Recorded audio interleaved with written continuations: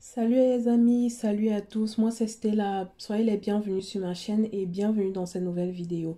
Je vais vous montrer aujourd'hui comment réaliser soi-même son gel à la maison avec des ingrédients que vous utilisez tous les jours sans même le savoir.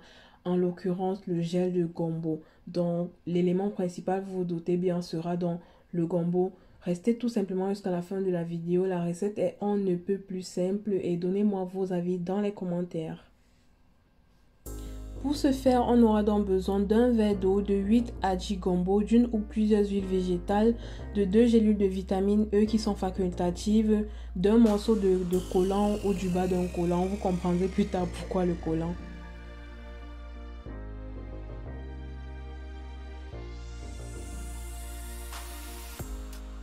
On va donc porter notre eau à ébullition et pendant ce temps découper les gombos en rondelles.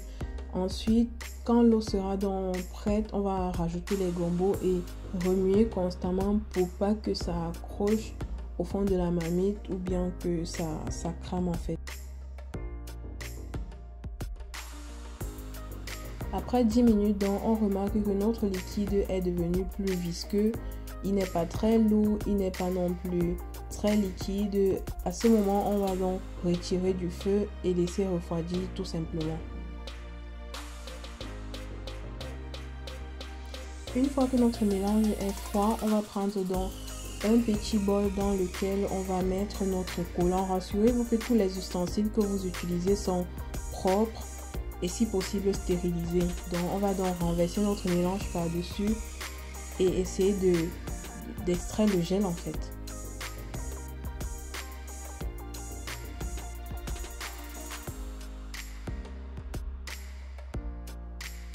Comme vous le voyez, vous êtes censé presser avec vos doigts, presser, jusqu'à avoir l'impression que tout le gel est passé à travers le collant en fait. Pourquoi on a utilisé le collant ici? Tout simplement parce que en utilisant une passette ou une étamine, on aurait eu en fait des débris de gombo, par exemple les pépins. Oh, c'est pas ce qu'on veut. On veut que notre filtrage soit le plus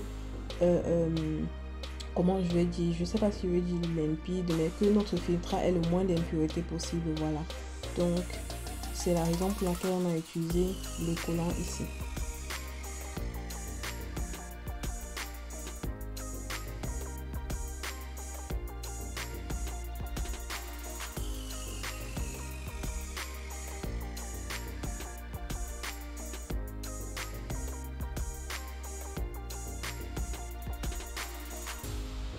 Voilà dans quoi ressemble notre gel. On va donc rajouter toutes les autres choses, c'est-à-dire notre vitamine E,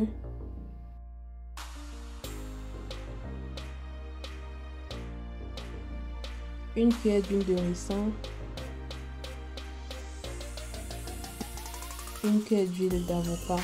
On mélange tout simplement jusqu'à obtenir un mélange bien homogène.